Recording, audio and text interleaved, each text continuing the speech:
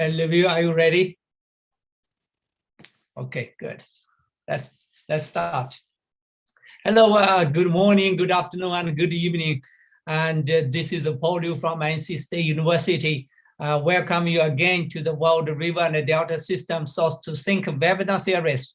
Today, we are very happy to invite Professor Liviu Matenco from Utrecht University in Netherlands.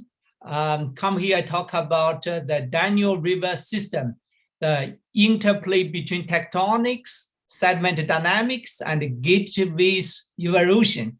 So all the way from the source to the sea, to the Western Black Sea.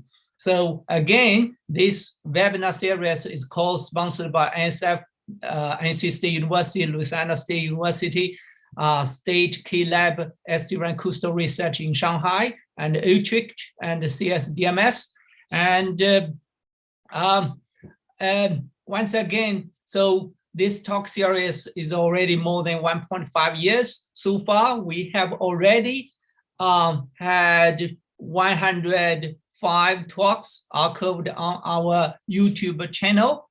And at the same time, we also maintain a Twitter account. As you can see, we will announce the new talk, any breaking through, any research news, anything related to the river delta. So you're welcome to follow us. And so our next talk next Wednesday will Chris Wilderschnack from Wageningen University come here talk about macroplastic. That's another very interesting topic from source to sink. Particularly river is a major source, discharge to the macroplastic to the ocean. So please mark your calendar next Wednesday, same time. As I mentioned, Professor Liviu Matenco is the professor of tectonics and sedimentary basin in the Department of Earth Science in the Utrecht University in Netherlands. So originally, he graduated from Romania, Bucharest, University of Bucharest, and then now as also a faculty earlier career, and then VU University Amsterdam, and then now here at Utrecht University. His research mainly focused on the sedimentary basin formation and erosion and the long-term sediment dynamic together with the anthropogenic system. Okay, now Liviu, I'll give the floor to you. You can share your... Okay, try again. No problem. I think now is right, huh? Yeah, it's coming good. Thank you very much for this invitation. It has been a time since I was doing source to sink talks, so be gentle with me. I mean, I have not done a source to sink talk in the last 6 years, something like that. So, but this is good to go back to the old roots and discuss again the Danube River. This will be a deep time talk. I will not discuss basically processes which are at very high, let's say, human scale resolution. I will discuss about geological deep time, and in particular, much more on how exactly do you form such a basin, such as the Danube Basin. I will not focus on the Danube Delta at all today. This is the Danube Delta is spectacular and by all means possible, and it deserves a special topic if you want to have such a talk in your series. I'll discuss much more how do you form the Danube Basin. With your permission, I asked Paul if this is okay, and he said that it's okay to have such a talk. Now, I mean, this is the classical way we more or less understand river and basin systems. And we look in a very simplistic way, the link with tectonics, that the tectonics creates the mountains and creates the depositional space where you have basins and accommodation space. rivers just go fairly simple from down mountains to through the basins, and they go to active accommodation spaces in lakes, seas, or oceans. Now, what people don't realize that most stratigraphers and many other colleagues, they assume that tectonics is relevant or only in very long time scales. Actually, this is a misconception that we are fighting since a very long time. It depends always on the rate of movements, but this is a sketch which shows you that the tectonics is active at all timescales. Basically, it always depends, and here you have basically it's represented the factors which influences the creation of accommodation space. And the sea level is not included here on purpose, because sea level is in effect not a cause. It's created by the container capacity of the oceans in interplay with many other factors. Now, if you look in here, basically the size of this ellipsis does not say it's more important. It means that it acts at more scales, and the scales are both logarithmic. And then you realize that depends on what you speak in terms of seismogenic cycle, fault activation, individual faults, sub-basins, basin systems, or plate tectonic cycles. Tectonic acts at all scales and can be relevant at all scales. And I will try to convince you that this is the case for the Danube basin system. Now, why the Danube? This is a very nice classification of our colleagues, Csaba Krezsek and Cornelo Lariu, where they classified the complexity of the basin based on number of basins along the river path, edge of sedimentary basin, high elevation areas along the river path. And it's a drainage in fair complexity. If you look in this kind of classification of worldwide rivers, you realize that Danube is more or less the most complex one. So this would be where the Danube will rank in 6 complexity. And my point of today is to explain why Danube has this very high complexity, okay? And to give you the reasons for this very high complexity. And I guess you will guess, because I'm a tectonic person, must be tectonic, something tectonics over there. And you will be absolutely right. So basically, if we look to the Mediterranean system in general, during the slow approach of Africa to Europe in the last 35 million years, a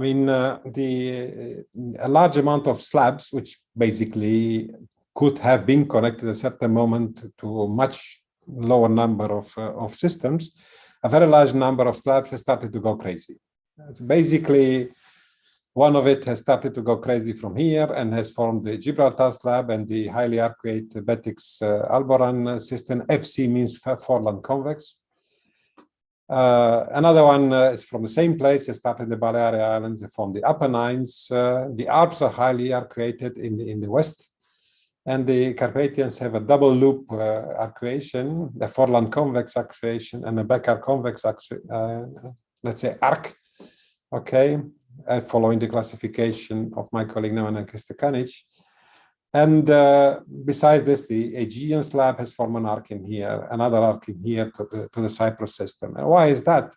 It's just simply because let's say the approach of Africa to Europe was too slow compared to the buoyancy of the slabs, okay? And the buoyancy of these slabs have created this, what we call retreating subduction systems. So the orogen was once in here and started and migrated in the last 20 million years to this position. Like it was the 30 million years in here and migrated to this position, okay? And this retreating subduction system has allowed for the formation of individual basins, okay? Basins which sometimes they were the initial main sink of a river, but then the formation of successive sub-basins have shifted this river away and forced it to cross the mountains. Now, if you make a cross-section from the Adriatic Sea to the, let's say, almost to the Black Sea over here, but this is more or less the main drivers over there. This is the Carpathian slab, which presently is only looking like a cylinder attached in one place, barely attached in one place. On the other side, this is the Dinarides slab. And obviously there was shortening over here, creation of mountains in the Dinarides, somewhere after 9 million years ago. There was shortening in the Carpathians until 8 million years. Then everything has focused to a very narrow area in the last 2 million years. And in between, you have the formation of the very large Pannonian Basin in between, yeah? So this is a crooked section on purpose because it follows the trajectory of the movement of the Carpathians. So the Carpathians have rotated 90 degrees. Okay, at least this segment of the Carpathians has rotated 90 degrees during its evolution. Now, this is another record of the Danube Basin. It holds the largest number of countries. I mean, look how many countries this basin holds. And a very interesting fact is that, I mean, the rivers, they don't really prefer to go on a very short distance to the nearest sea. There are rivers which originate at a couple of kilometers from the Adriatic Sea, and they are still drained, let's say, they are drained very far away to the Black Sea. So the drainage divide here is very close to the coast, and this is an expression of the very recent tectonics taking place in the Dinarides, combined with the subsidence of the Pannonian Basin, obviously. Now, if we start, one thing you have to be aware of is that we are not speaking about here about seas connected with the world ocean. We are speaking here about systems of temporary lakes, sometimes seas, which have either, let's say, temporary or permanent connections in between them, or with the world seas. Most of the times, this system has evolved independently, okay, given short temporary connections, and we call it the Paratethys system. And this is only a very late stage expression of this Paratethys system at the late Miocene and beginning of the Pliocene. And this Paratethys system, it's also a little bit more difficult because it has an endemic stratigraphy. So I will not bore you with the local names, but I mean, names like Langian, Tortonian, they are not really applicable here. Okay, so that's why it's always, when we speak with a colleague, we always have to tell him millions of years.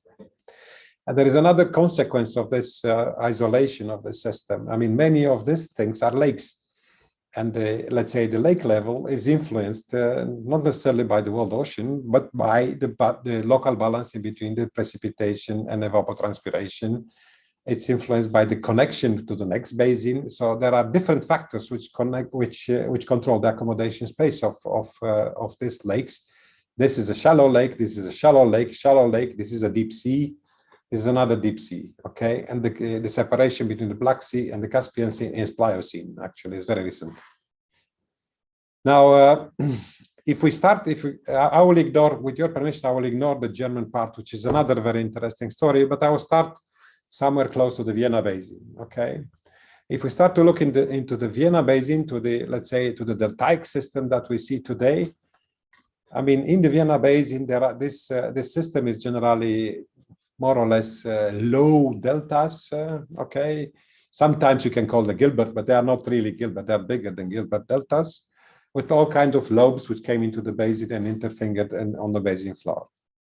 If you pass a little bit more to the east, this is what we see in the Danube Basin, okay, which is not the basin system. It's a sub-basin in the Danube Basin system. It's a bit confusing of names. This is the Danube Basin over here, which is close to Bratislava let's say in Slovakia, which had more or less a different source area. Most of the source area of the Danube Basin is in the Carpathians. Vienna Basin is in the Alps, actually. Okay, I will not show you. Let's say, if you want, I have, but I will not show you diagrams of source to sink provenance. But I will focus much more on geometries for you to understand a little bit the evolution. So this would be more or less how we see this deltaic system, which is at the moment, at that stage, was quite, how do you call it, not very extensive. So the river system was not very extensive. And I don't think you can individualize a Danube at that time. Now, if we go in the Pannonian Basin, we start to see a massive progradation over the entire basin. We started at 10 million years somewhere over here near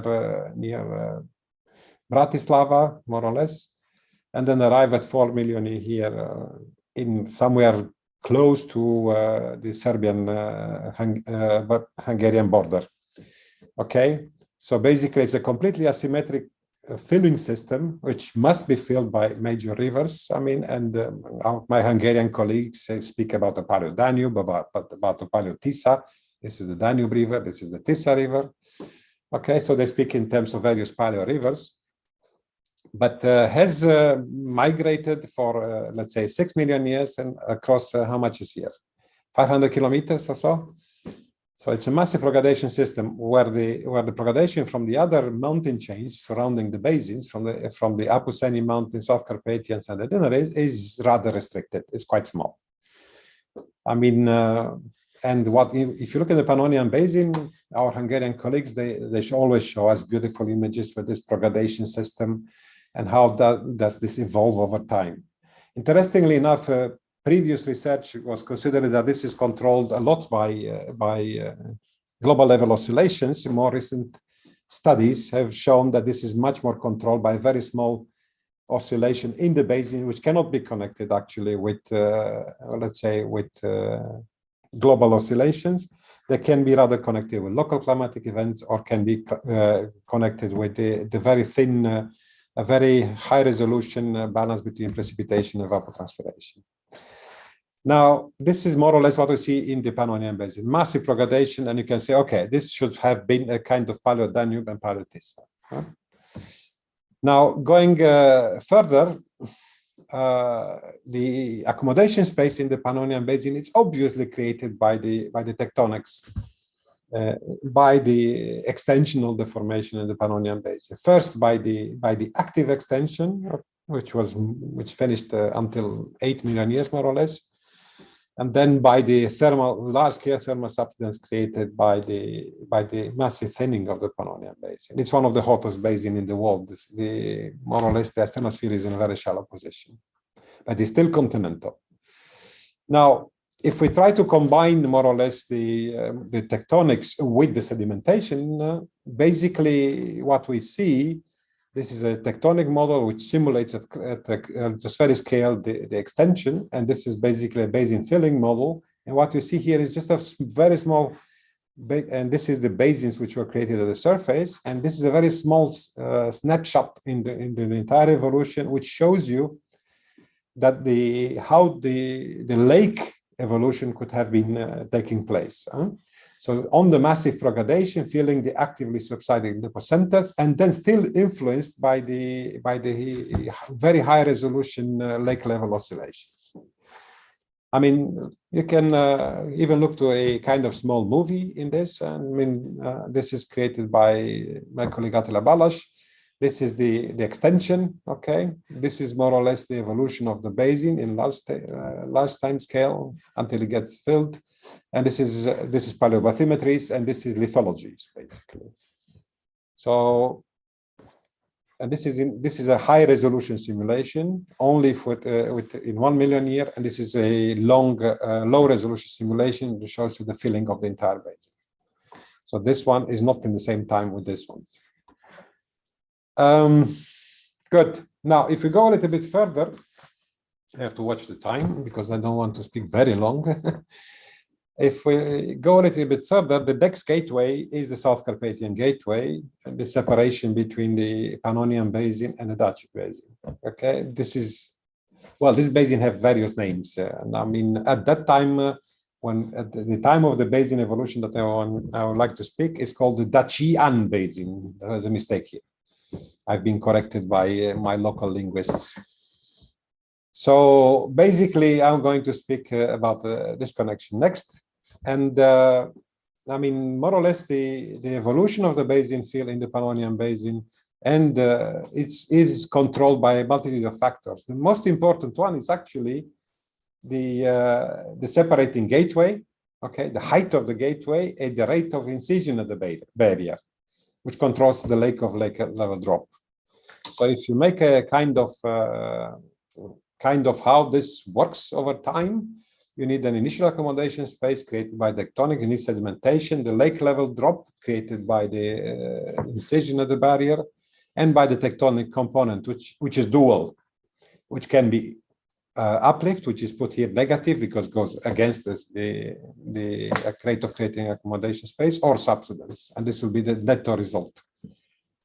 Yeah, and this does not act in the same way all over the basin, because tectonics acts differently across the basin. So you can have areas where you record an unconformity, or areas where you can record subsidence and continuous, let's say, continuous sedimentation. So if you're a stratigrapher and you start doing vertical stratigraphy in these basins, you obtain completely different results if you look in different places.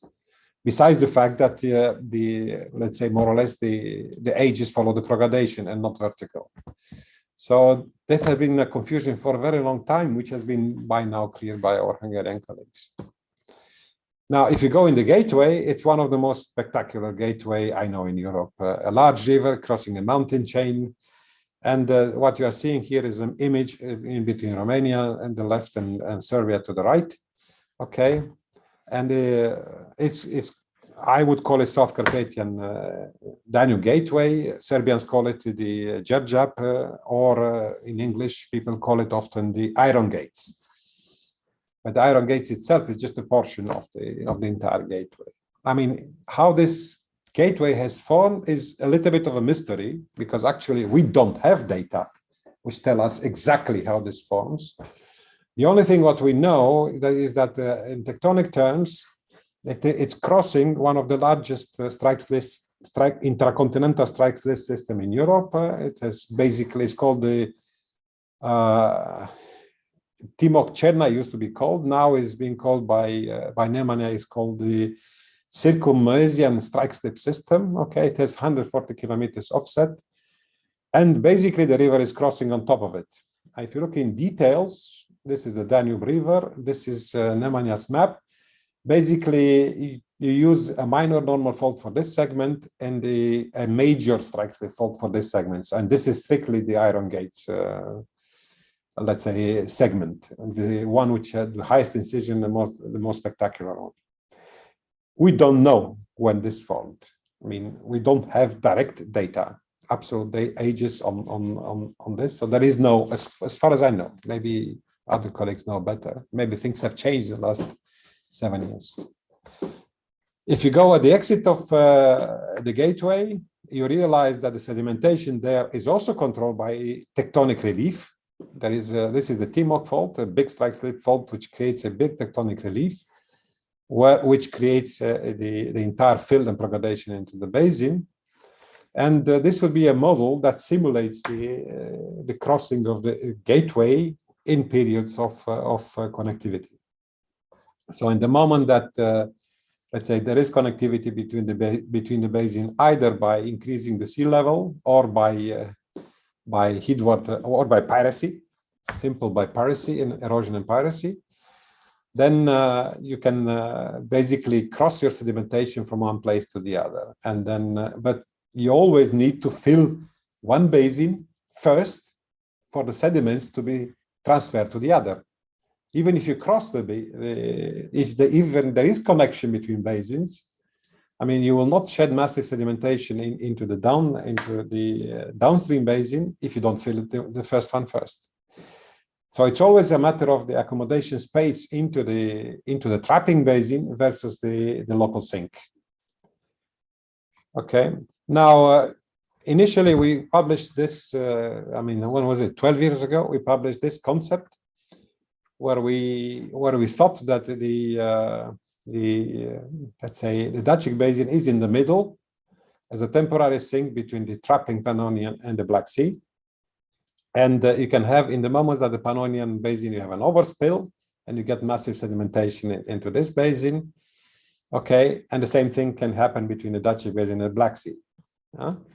And the accommodation space is controlled, and therefore the river system with its deltas is controlled by the height of the barrier and by the incision of the barrier.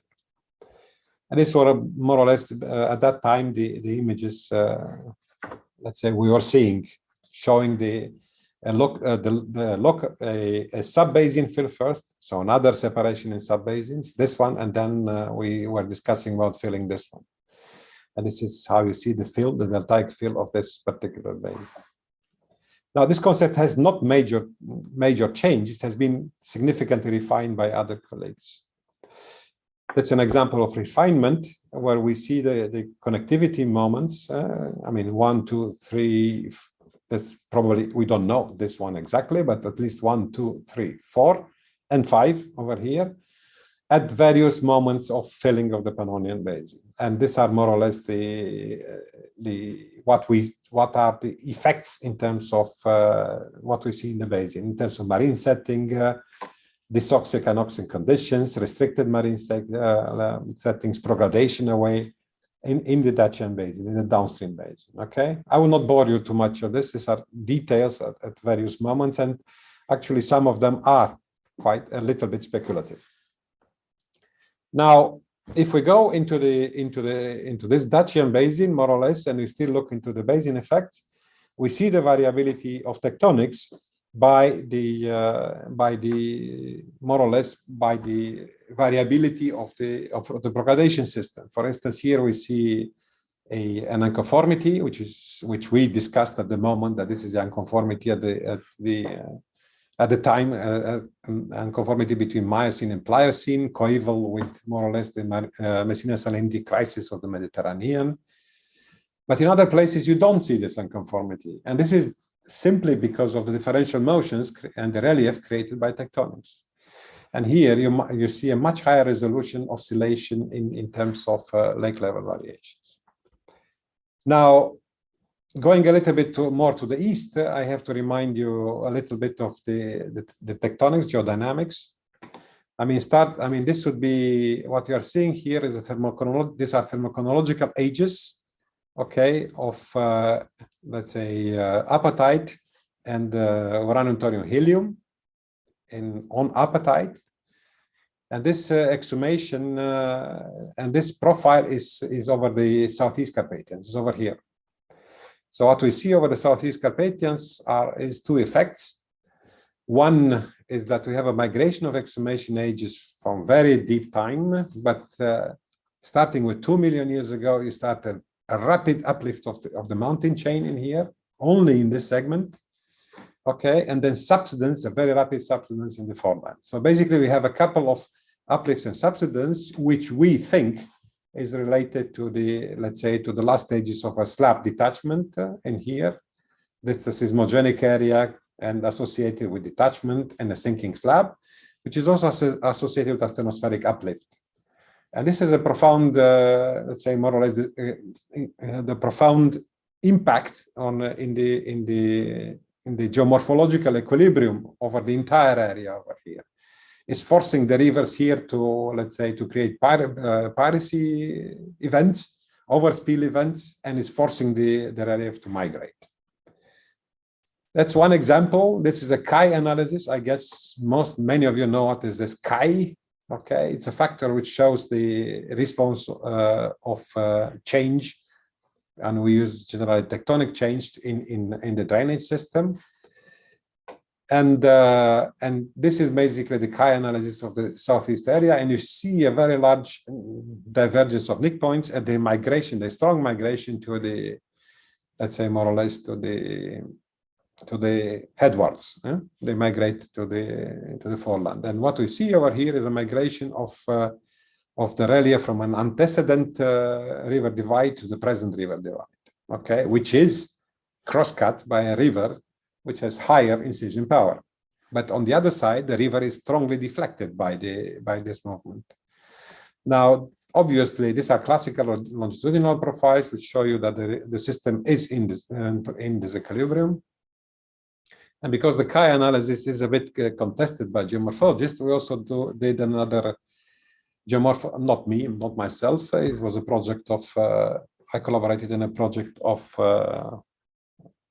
in the UK project of Hugh Sinclair, where we had the where he was a PhD student, Boris Gayeton, was looking to the geomorphological tectonics versus lithological signals okay, and how we can see this in the relief of today. Now, the conclusion is that there are two kinds of signals that we see in the geomorphology of today. There is a tectonic signal indeed, which is very strong in the south in here, but the one to the north in here is not the tectonic signal. It's a lithological contrast signal.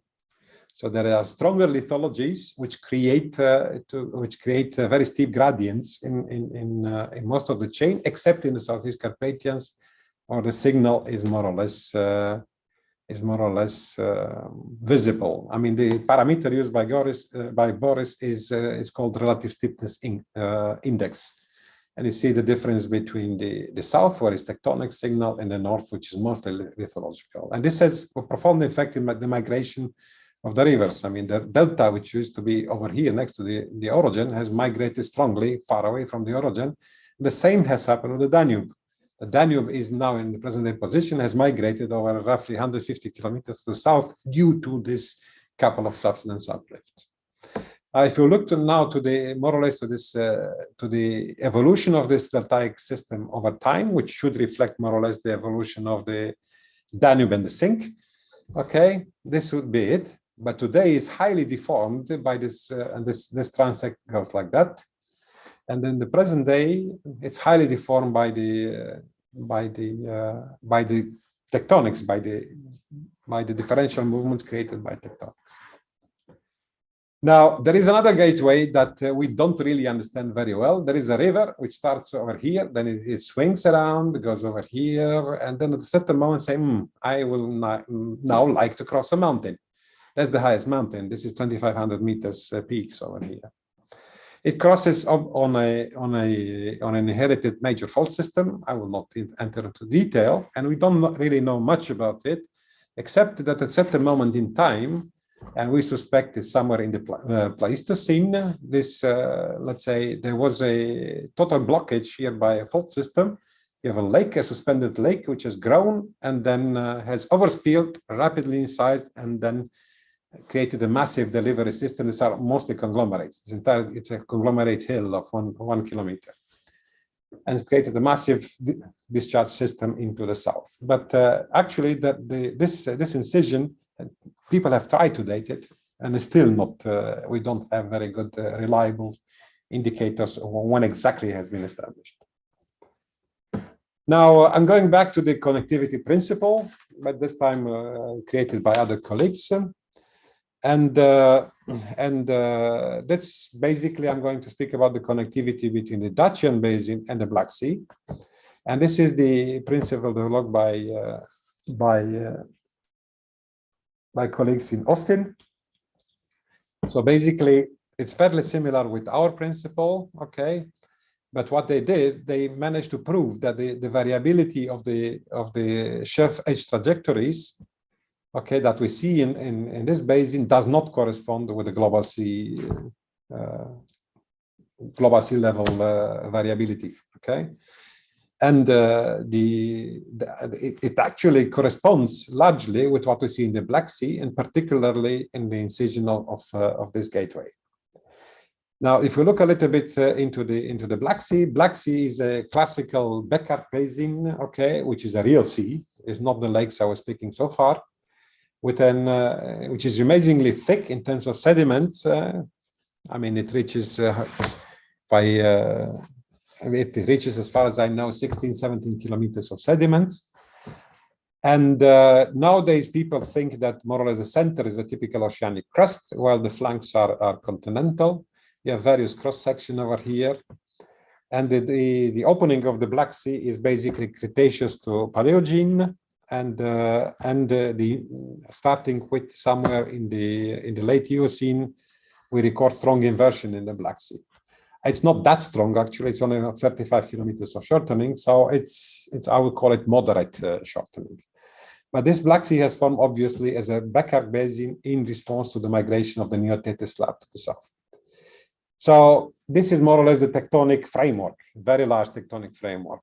Now, when we look into the present day geometry of the Black Sea basin, in front of the Danube, in front on the Dnieper and Dniester, what we see is major turbiditic systems, which are situated always at the base of the slope. A large amount of these sediments, they bypass the slope and they are shed directly into deep sea part of the basin. So this will be the Danube delta point, and this will be the Danube turbiditic system, which is intermingled with Dniester turbiditic system.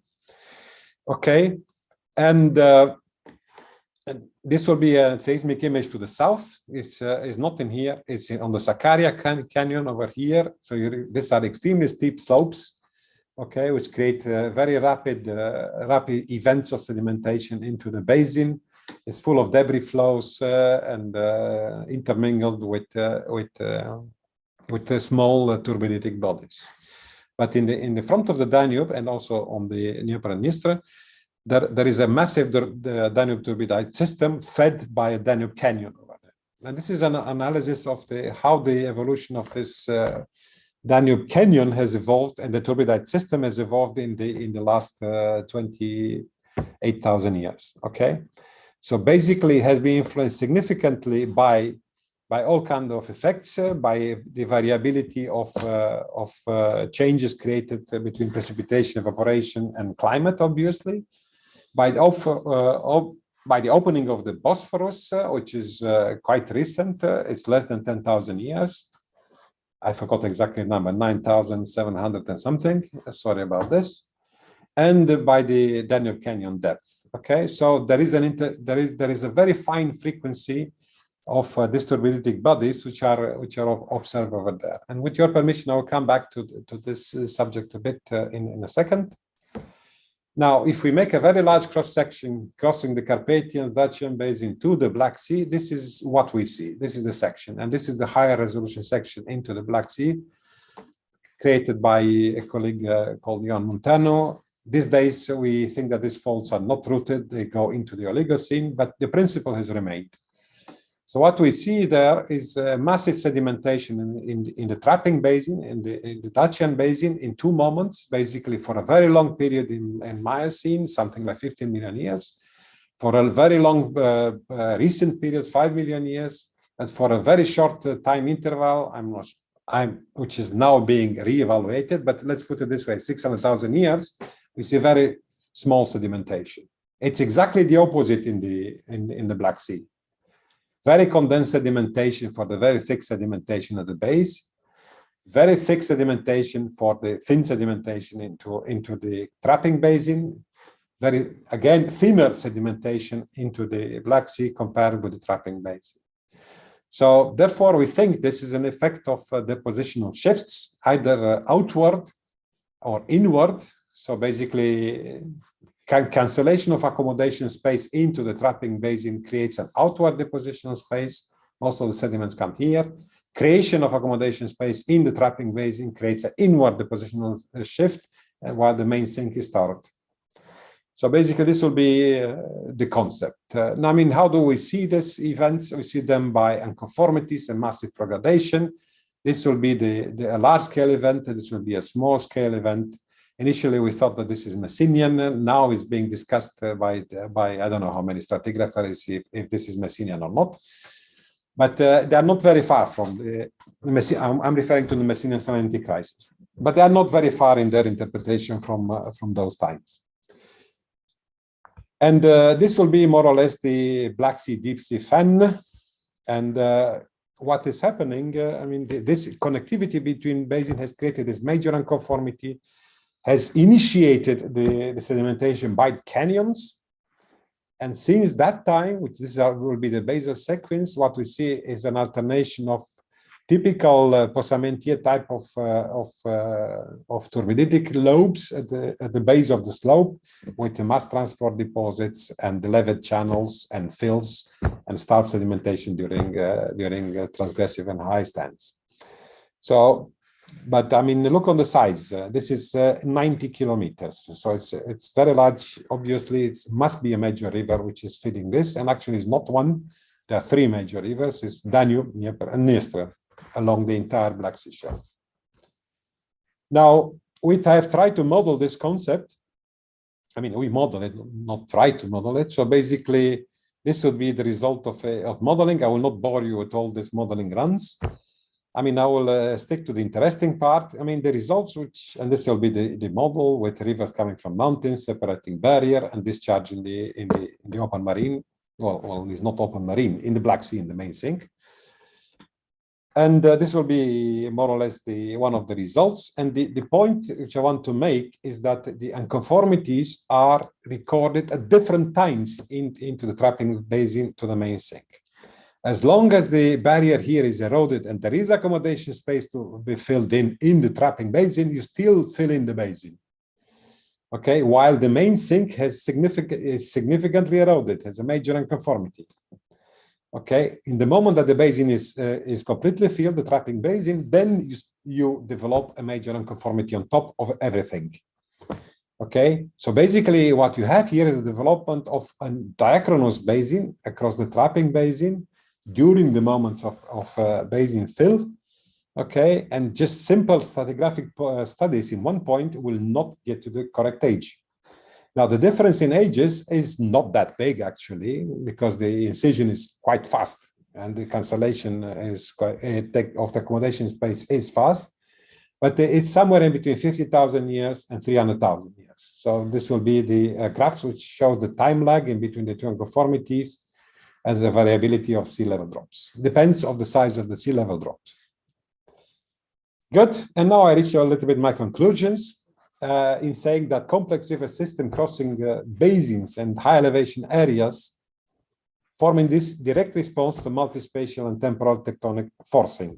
Okay, so this is more or less, if we speak in deep time terms, they are not only a simple direct source to sink system. Actually, here you can develop at least five source to sink systems if you look in the tectonic history.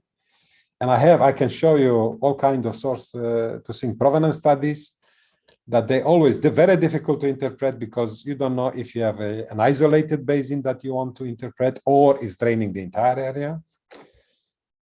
The control of gateways is of fundamental importance in establishing the river pathways and the deltaic delivery system. And the activity of gateways is associated with sedimentation events increasing or decreasing several order of magnitudes in sediment delivery. Thank you very much. Liviu, that's fantastic. Can you go back to the concluding slide? Yeah, wonderful, wonderful. This is a great talk and give us such a long-term view all the way from the source through the two basin to gateway and then shoot it to the Black Sea. Okay, let's see if you have any question, please go ahead to unmute yourself and ask Liviu directly.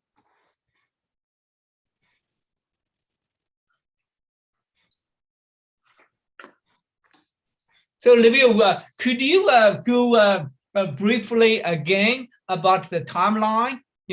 Then from the source, yeah, you can go through here. How that two basin, Pannonian to the Darchin Basin, then to the Black Sea. What's the time? I know you mentioned about the middle Miocene. So this is from 20 million to 50 million. What? The ages are diachronous and they overlap over time. In the sense that the major progradation from Vienna Basin, not from the Danube Basin to the complete field of this basin is 10 to 4 million years. Yeah. Okay. And the progradation here is, I would say, let me remember what exactly Cornell was saying and Chaba. It's probably somewhere around 8 to 0. So there is an overlap. Okay. Yeah. And you have successive connectivity moments between the two basins. Okay. And the connectivity moments, in my view, but the connectivity moments have shed massive sedimentation at the connectivity time. But at a certain moment, the tectonic substance in the Pannonian Basin overrule the sedimentation, and you still have accommodation space in here. So you stop the massive sedimentation. So basically, you have outward shifts and inward shifts with sedimentation. Yeah, that's very interesting. This is not less obvious into the Pannonian Dacic Basin. It's much more obvious in the Dacic Black Sea system.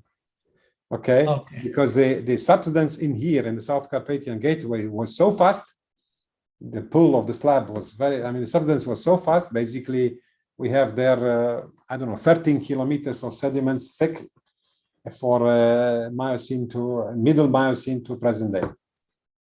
So it was, the subsidence was so fast that it was able to overrule the sedimentation.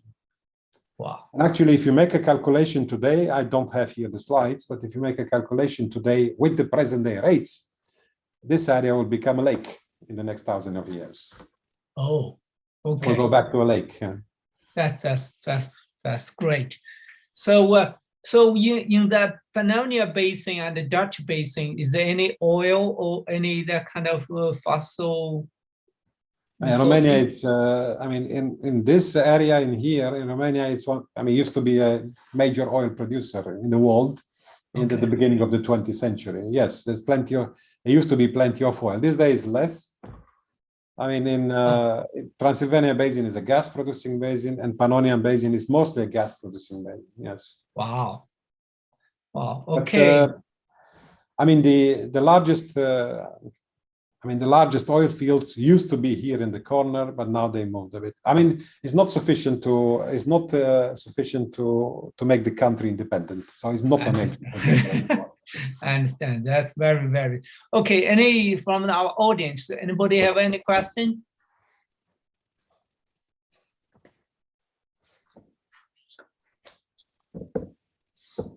So my question is, when is the South Carpathian is formed? Can you please repeat? Yeah, when is the South Carpathian mountains formed? The what? I mean, you mean the Southeast Carpathian Gateway? Yes. This is here. Yes. Yeah. This is here. Yeah. So When basically, is this mountain formed? this is here basically the transition. This is what we call Serbia, South Carpathians, and here in Serbia, because it's a different orientation. The Serbians call it the Serbian Carpathians, and this is being called by Bulgarians and Serbians the main mountain, Stara Planina, or Balkans, how we call it. These are the proper Balkan mountains, which have given the name of the entire Balkanic Peninsula. I mean, Balkan mountains are these ones. I mean, Bulgarians call it Stara Planina, the main range. Okay, that's very interesting. You know, I mean, Liviu, anybody see the Bosin? Yeah. Yes. Yeah, Hello. First of all, thank you for your very interesting talk. Giving for me, it was a great lesson to see an overview about the let's call it geological evolution of the Danube River over the past 10 million years. My question is somewhat specific. I would like to ask about the area of Transdanubia, specifically the period between, I don't know, 10 and 8 million years, perhaps, when the Danube flowed to the south. You showed a very interesting picture that this is perhaps a bit of my interpretation, that today's the modern course of the lower Drava River could be the former course of the Danube River.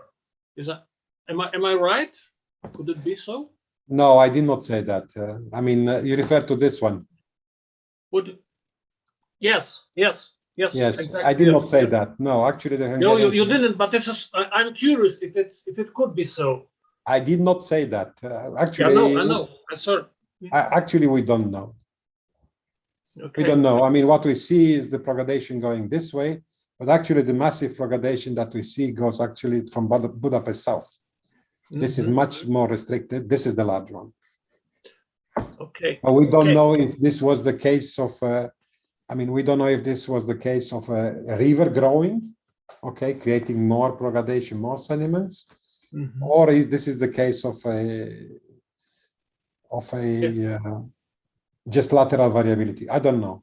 I mean, actually, I should ask this question to Hungarian colleagues. I mean, they know better. My question goes from our research from Transdanubia, from the valleys of Kapos and Kopan rivers, and also the Shio River, where we found coarse sands situated below silt formed by low energy systems. So I'm just curious how the system worked, millions of years ago. I mean, curiosity. The point which I want to make is depends on the geometry of the lake, okay, and where it finds the overspill. There is no problem to cross Transdanubia. Absolutely zero problem. As it crosses the South Carpathians, there is no problem to have an overspill over here. Okay. And to be honest, to be honest, looking on the size and volumes, probably let's say the major progradation system are here, but I don't want to call Danube at that time. We should not call Danube at that time, because I mean, it was not the present day system that we see. Yes, of course, it was different. It was different, Martin. Thank you, Martin. But I guess that there are strong discussions in Bratislava about this geometry with your colleagues. Anybody else? So, Liviu, very interesting. A group of scientists, colleagues, also working on the Yangtze River. Because the uplifting of Himalaya, there's a couple sedimentary basin in the central Yangtze, and before the 23 million years is also not flew to East China Sea at all, still maybe to the south, but at around 23 million is kind of the basin filled and the gateway opened, then able to flow to the east. That's it's a very interesting, similar story. I mean, to be honest, I've been following a little bit the story in literature, but I will not be surprised if there are multiple moments of connectivity. I mean, because the system is active, is tectonically active, and therefore the shifts back and forth. And I would, I mean, what will be very useful is to compare multiple basin systems. I mean, it's very simple. You look to the budget of sediments in one basin and just compare it with the other. That's true. And then you looked on the possibility of having backwards or outward, inwards or outward shifts. So this is how I would do it. I would do a comparative analysis first. That's very, very, very interesting. Maybe I get the colleague come here, if we will talk, then we can put the two together. Okay, so one more thing. So here we mainly talk about tectonic, but is any major climate event help those change or this sediment? Yeah, sure. I mean, we know the effect of the. I mean, it's not my research, but we know the effect of. From my colleagues, we know that the middle Miocene climatic optimum had the lower Miocene climatic optimum have a very strong impact into the entire, let's say, the entire Pannonian Basin and the Dinarides especially. We see basins being formed, being connected or disconnected at the time of the middle Miocene climatic optimum. I mean, actually, I think this is the best place to study the middle Miocene climatic optimum among the ones I know. If you want to study the effects in continental environment, there is a system of lakes, which we call it the Dinaride lake system, defined by colleagues in Austria. Very nice publications from Matthias Harshauser or Oleg Mandic, which have studied these lakes and they try to explain. But they are also tectonically controlled. Yeah. And the point which I want to make is that tectonics controls climate in such systems. In the moment that the mountain chain, the Dinarides, becomes higher than 2 kilometers, it changes the climate in the Danube system. Sure. Definitely. It's like Himalaya. It's the same thing. Yeah. Okay, that's very interesting. If we can, for a bigger picture, if we can plot the Alps mountain chain, Andes mountain chain, Himalaya, how impact those large river systems. That is a much bigger system, huh? This is a smaller one. Yeah. That's great. Okay, anybody want to, any questions? Anyway, Liviu, I know there's a lots of information, in your talk. This is a recorded talk, will be available on YouTube and Bilibili. So you're welcome to play back and, to watch it slowly. And Liviu, thank you so much for this wonderful talk. It's, as I said, we talk about modern sediment a lot. This is one of the long-term tectonic, combined from all the resources to think that's a great lesson for us. I learned a lot. Thank you for giving me the chance to talk here. Thank you. Okay. Bye-bye. Ciao. All the best to everyone.